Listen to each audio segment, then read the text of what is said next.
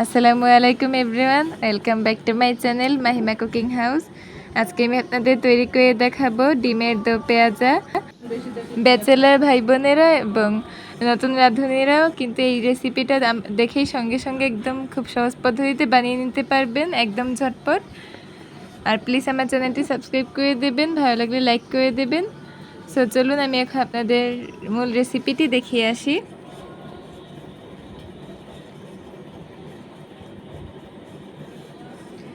প্রথমে আমি একটি ফ্রাই প্যানে ডিম সেদ্ধ করে নিয়েছি, এটা আমি এখন দিয়ে দিয়েছি। এবার আমি হলুদের গুঁড়ো, লবণ সামান্য আর মরিচের গুঁড়ো সামান্য একটু দিয়ে একটু শ্যালো ফ্রাই করে নিচ্ছি ডিমগুলোকে।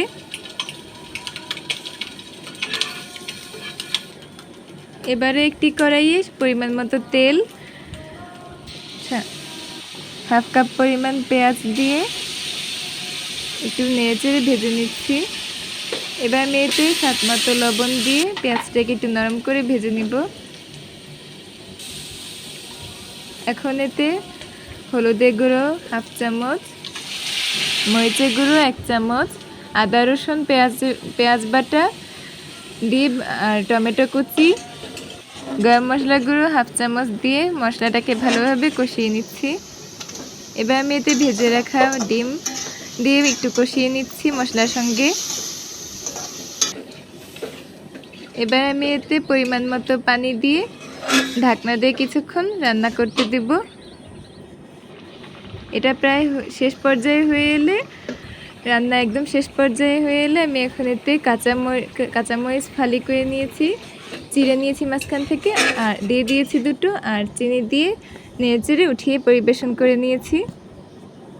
কিন্তু আমি উঠানোর আগে ভাজা জিরা গুঁড়াও দিয়ে নিয়েছিলাম, তারপর আমি এটাকে একটু নেড়েচেড়ে উঠিয়ে নিয়েছি।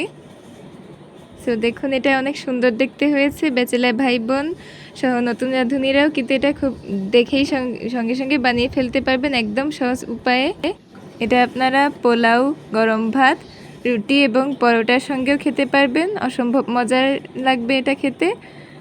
আর রেসিপিটি কেমন লাগলো আপনারা অবশ্যই কমেন্টের মাধ্যমে জানাবেন, আর চ্যানেলটি সাবস্ক্রাইব করে দেবেন, আর ভালো লাগলে লাইক করবেন, বেশি বেশি শেয়ার করবেন। আজকের মতো সবাইকে বিদায় জানিয়ে আমার এই রেসিপিটি শেষ করছি। সবাই ভালো থাকবেন, ধন্যবাদ।